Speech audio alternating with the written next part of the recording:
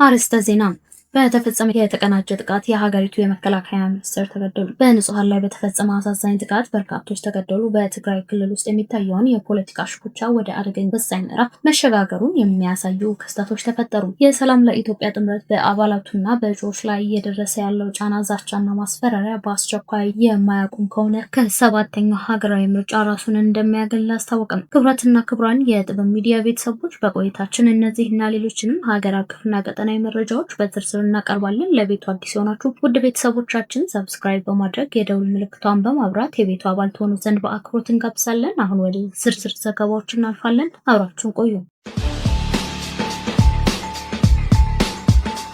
በትግራይ ክልል ውስጥ የሚታየውን የፖለቲካ ሽኩቻ ወደ አደገኛና ወሳኝ ምዕራፍ መሸጋገሩን የሚያሳዩ ክስተቶች እየተስተዋሉ ነው። ህወሓት በሚቀጥለው ሳምንት የክልሉን ሙሉ ስልጣን ከጊዜያዊ አስተዳደሩ እጅ አውጥቶ ለመረከብ ማቀዱን የክልሉ አልፎም የሀገሪቱን ሰላም ዳግም ፈተና ውስጥ ከቶታል። ከዛሬ 5 ዓመት በፊት በ2013 ዓ.ም ተካሂዶ በነበረውና የጦርነቱ መነሻ ተደርጎ በሚወሰደው አወዛጋቢ የምርጫ ውጤት ላይ ተመስርቶ ህወሓት የበፊቱን የክልል ምክር ቤትና ካቢኔ ዳግም ለመመስረት ወስኗል። ይህንን ውሳኔ ለማጽደቅም የፈረሱትን ቀድሞ የዞን አመራሮች በመሰብሰብ እንዲሁም በመቀሌና በተለያዩ የክልል ከተሞች ህዝባዊ ስብሰባዎችን በማድረግ ላይ ይገኛል። ይህ የህወሓት እርምጃ በክልሉ የጸጥታና የፖለቲካ መዋቅር ውስጥ ከፍተኛ መከፋፈልን ፈጥሯል። የትግራይ ጊዜያዊ አስተዳደር ፕሬዝዳንት ሌተናንት ጀነራል ታደሰ ወረደ ይህንን የህወሓት እንቅስቃሴ ፍጹም ህገወጥና የመፈንቅለ መንግስት አካሄድ ሲሉ በጽኑ ኮንነውታል። ይባስ ብሎም በሌተናንት ጀነራል ታደሰ ወረደ የሚመራው ይህንን ህጋዊ ጊዜያዊ አስተዳደር በኃይል የማፍረስ ኃላፊነት በኮሎኔል ገብረስላሴ በላይ ለሚመራው አርሚ 22 ለተባለ ወታደራዊ ክንፍ መስጠቱን መዘገቡ የፖለቲካ ልዩነት ወደ ትጥቅ ግጭት ሊያመራ እንደሚችል ማሳያ ሆኗል። ከዚህ ክስተት በስተጀርባ ያለው አሳሳቢ እውነታ ይህ እርምጃ የፕሪቶሪያው የሰላም ስምምነት በቀጥታ የሚጥስ መሆኑ ነው። የፕሪቶሪያው ስምምነት በትግራይ ክልል ህጋዊ ምርጫ እስከሚካሄድ ድረስ ሁሉን አሳታፊ የሆነ ጊዜያዊ አስተዳደር እንዲቋቋም በግልጽ ደንግጓል። ህወሓት ይህንን ዓለም አቀፍ ስምምነት ወደ ጎን በመተው አሮጌው መዋቅር ለመመለስ መሞከሩ ከፌዴራል መንግስት ጋር አዲስ የፖለቲካና የወታደራዊ ግጭት ለመክፈት የተደረገ ግልጽ የጦርነት አዋጅ ተደርጎ ሊወሰድ ይችላል። ከሰሞኑ ህወሓት በአክሱም ከተማ ባደረገው ዝግ ስብሰባ ከሌሎች የክልሉ ታጣቂ ኃይሎች ጋር ጥምረት በመፍጠር ሀገራዊ ምርጫ ከማካሄዱ በፊት በፌዴራል መንግስት ላይ ጦርነት ለመክፈት ማቀዱን መዘገቡን የዚህን የስልጣን ሽሚያ አደገኝነት ይበልጥ ያጎለዋል። በዚህ ሁሉ የፖለቲካ ልሂቃን የስልጣን ሽኩቻና የጦርነት ነጋሪት ፍለጋ ውስጥ ትልቁን ዋጋ እየከፈለ ያለው የትግራይ ህዝብ ነው። በሚሊዮን የሚቆጠሩ ዜጎች አሁንም በመጠለያ ካምፖች ውስጥ ባሉበት የረሃብ አደጋ ክልሉን እያንዣበበ በሚገኝበት እና የወደሙ መሰረተ ልማቶች ባልተገነቡ በዚህ አስከፊ ወቅት ህዝቡ ጦርነት በቃን የሚል ጥብቅ መልእክት በተለያዩ መንገዶች እያስተጋባ ይገኛል። የፖለቲካ ኃይሎች የህዝብን የሰላምና የልማት ጥያቄ ወደ ጎን ትተው ለስልጣን ሲሉ ብቻ ክልሉን ወደ ሌላ እልቂት ምዕራፍ ለመመለስ የሚያደርጉት ጥረት ከታሪካዊ ስህተት ባለፈ በህዝብ ላይ የሚፈጸም ክህደት መሆኑ የፖለቲካ ታዛቢዎች በጽኑ ያስጠነቅቃሉ። ህወሓትም ሆነ ጊዜያዊ አስተዳደሩ ልዩነቶቻቸውን በፕሪቶሪያው ስምምነት ማዕቀፍ ውስጥ በውይይት ከመፍታት ውጪ ሌላ ማንኛውም የኃይል አማራጭ ክልሉን ወደ የማይመለስበት የጥፋት አዘቅት ውስጥ የሚከተው ይሆናል። የሰላም ለኢትዮጵያ ጥምረት በአባላቱና በእጩዎች ላይ እየደረሰ ያለውን ጫና፣ ዛቻ በአስቸኳይ የማያቆም ከሆነ ከሰባተኛው ጠቅላላ ሀገራዊ ምርጫ ራሱን እንደሚያገል አስታወቀ። የጥምረቱ የምርጫና ፖለቲካዊ ጉዳዮች ኃላፊ አቶ አላምረው ይርዳው ለምርጫ 2018 ኢትዮጵያ ኢንሳይደር እንደገለጹት በተለይም በደቡብ ኢትዮጵያ ክልል በጋሞ ዞንና በሌሎች አካባቢዎች የመንግስት የጸጥታ አካላትና የገዢው ፓርቲ አመራሮች እጩዎችን በማሰር ከስራ በማባረር ደሞዝ በመከልከልና የምርጫ ቅስቀሳ ቁሶችን በመንጠቅ ከፍተኛ ወከባ እያደረሱ ባቸው ይገኛሉ። ጥምረቱ ህገወጥ ድርጊት በአንድ ሳምንት ጊዜ ውስጥ ተገቢውን እርምጃ ተወስዶ የማይስተካከል ከሆነም የምርጫ ሂደቱን ነፃና ፍትሃዊ ጥያቄ ውስጥ የሚከት በመሆኑ ከውድድሩ ለመውጣት እንደሚገደድ በግልጽ አስታውቋል። ሰላም ለኢትዮጵያ ጥምረት በህዳር ወር 2018 ዓ.ም እውቅና ያገኘና 8 ክልላዊ የፖለቲካ ፓርቲዎችን ያቀፈ አዲስ ጥምረት ነው። ለዘንድሮ ምርጫ 404 እጩዎችን ያቀረበ ሲሆን አዳጊ ማህበራዊ ዲሞክራሲ የተሰኘ ርዕዮተ ዓለምን እንደሚከተልና መንግስት የሚሆንበት እድል ሲፈጠር የዞኑ አስተዳደርን ማስቀረት፣ የፌዴሬሽን ምክር ቤትን ማፍረስና ህብረ ብሔራዊ ሀገር መመስረት የመሳሰሉ መዋቅራዊ ለውጦች እንደሚያደርግ ገልጿል። ጥምረቱ ካቀረባቸው እጩዎች መካከል ጫናው ካላገዳቸው 80% ወደ ምክር ቤት እንዲገቡ የማድረግ ዓላማቸውን አቶ አላምረው ገልጸዋል። በኦሮሚያ ክልል አርሲ ዞን ሮቤ ዲዳ ወረዳ ባሳለፍነው ሰኞ ሚያዝያ 12 ቀን 2018 ዓ.ም አንድ የቤተክርስቲያን አገልጋይ ከሁለት ወንድሞቻቸው ጋር ባልታወቁ ታጣቂዎች መገደላቸውን ቤተሰቦችና የቤተክርስቲያን አገልጋዮች ገለጹ። ሙሉዬ ፍስሐ የተባሉት ለዓመታት በዚያ የኖሩ አገልጋይ በተጠቀሰው ቀን አመሻሹ ላይ ከሁለት ወንድሞቻቸው ጋር ከቤታቸው ተጠርተው ከምሽቱ 3 ሰዓት ገደማ ወደ ጫካ ተወስደው እንደተገደሉ ነው የተሰማው። አስተያየታቸውን ለዶይቼ ቬለ የሰጡት የሟች አቶ ሙሉዬ ፍስሐ ቤተሰብ ግድያውን የተፈጸመበት ሂደት ሲያስረዱ አደጋው የደረሰው በዕለቱ 12 ሰዓት ምሽት አካባቢ ነው ያሉት አስተያየት ሰጪዎቹ የቤተሰብ አባል አክለውም ታጣቂዎቹ በዚህ ሰዓት እንደገቡ ሟቹንና ሌሎች ሁለት ሰዎችንም ጨምረው ይዘዋቸው በመውጣት ወደ ምሽት 3 ሰዓት አካባቢ የመሳሪያ ድምጽ መሰማቱን ገልጸዋል። ሌላው ለደህንነታቸው ሲባል ስማቸው እንዳይገለጽ ጠይቀው አስተያየት የሰጡት በአካባቢው የጄና መብሩቅ ቅዱስ እግዚአብሔር አብ ቤተ ክርስቲያን አገልጋይ ሰኞ ዕለት ከቤታቸው ተወስደው የተገደሉት አቶ ሙሉዬ ፍስሐ በታጠቁ አካላት ከመኖሪያ ቤታቸው ተወስደው ነው ብለዋል። ጄና መብሩቅ ቅዱስ እግዚአብሔር ቤተክርስቲያን ነው የሚኖሩት ያሉት አስተያየት ሰጪው ቤተክርስቲያኑን ለብዙ ዓመታት ማገልገላቸውን ገልጸዋል። ሰኞ ሚያዝያ 12 ቀን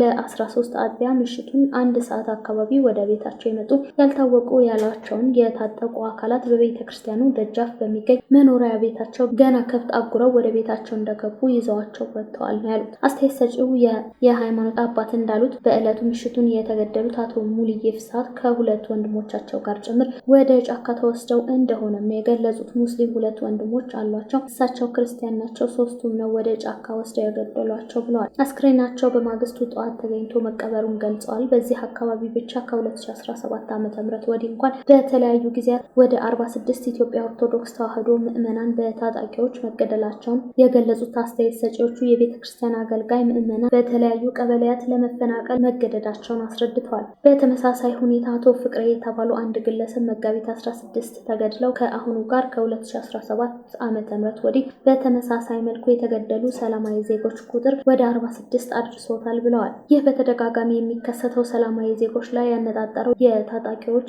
ጥቃት ደግሞ በርካታ ሰዎችን ከሀብት ቀያቸው ማፈናቀሉንም እንዲሁ አስተያየት ሰጪዎቹ አስረድተዋል። ስጋቱ አሁንም አለማባራቱ ተናግረዋል። በየዘመዱ በከተማው ከቀያቸው ተፈናቅለው የተጠለሉ በርካታ ናቸው ያሉት አስተያየት ሰጪው የሃይማኖት አባት ስጋቱ እየተገታም እንዳልሆነ በአስተያየታቸው ገልጸዋል። ዶይቼ ቬለ ነዋሪዎች ከጸጥታ ሁኔታ ጋር ተያይዞ ስላነሱት ጥቃትና ተፈጽሟል ስለተባለ ግድያ ከወረዳው ዋና አስተዳዳሪ አቶ ባየን ቃሲም ተጨማሪ አስተያየት ለማግኘት በእጅ ስልካቸው በመደወልና የጽሁፍ መልእክት በመላክ ያደረግነው ጥረት ለዛሬ ምላሽ አላገኘም። ከዚህ በፊት በአርሲ ዞን በተለያዩ አካባቢዎች ሰላማዊ ዜጎች ላይ የሚፈጸመው ጥቃት እንዲቆም መንግስት በተጠናከረ መልኩ የጸጥታ አካላት በማሰማራት ንጹሃን ዜጎችን እንዲጠብቅ መንግስታዊና የኢትዮጵያ ሰብአዊ መብቶች ኮሚሽን መጠየቁ ይታወሳል።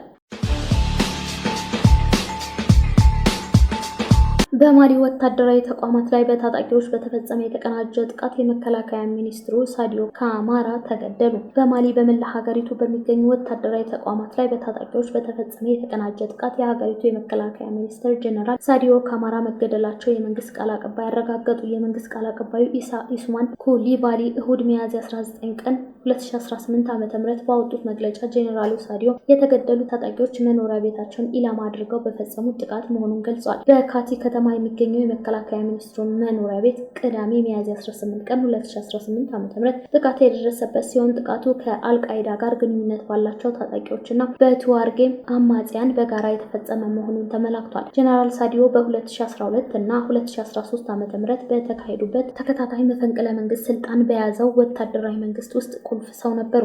የአልጀዚራው ዘጋቢ ኒኮላስ ሃክ ስለ ጉዳዩ ሲናገሩ ጀነራል ሳዲዮ በ2013 እና 2013 ዓ.ም በተካሄዱት ተከታታይ መፈንቅለ መንግስት ስልጣን በያዘው ወታደራዊ መንግስት ውስጥ ቁልፍ ሰው ነበሩ። የአልጀዚራው ዘጋቢ ኒኮላስ ሃክ ስለ ጉዳዩ ሲናገር ጀነራል ሳዲዮ በገዢው ወታደራዊ አመራር ውስጥ ከፍተኛ ተጽዕኖ ከነበራቸው ግለሰቦች አንዱ ሲሆኑ አንዳንዶቹም እንደ ወደፊት የማሊ መሪ አድርገው ይመለከቷቸው ነበር ብለዋል። አክሎም የእሳቸው መሞት ለሀገሪቱ ጦር ኃይሎች ትልቅ ኪሳራ ነው ሲልም ገልጿል።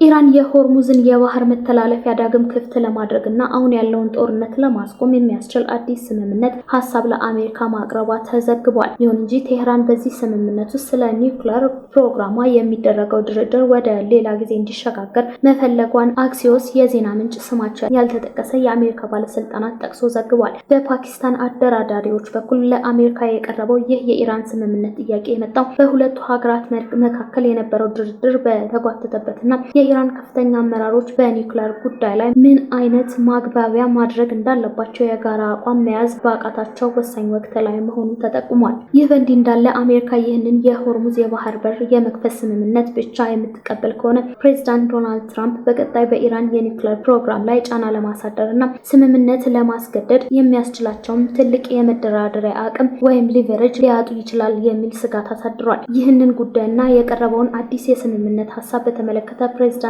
ዶናልድ ትራምፕ በመጪው ሰኞ በዋይት ሀውስ የሁኔታዎች መገምገሚያ ክፍል ውስጥ ከፍተኛ ስብሰባ እንደሚያካሂዱ ሪፖርቱ አክሎ አስረድቷል።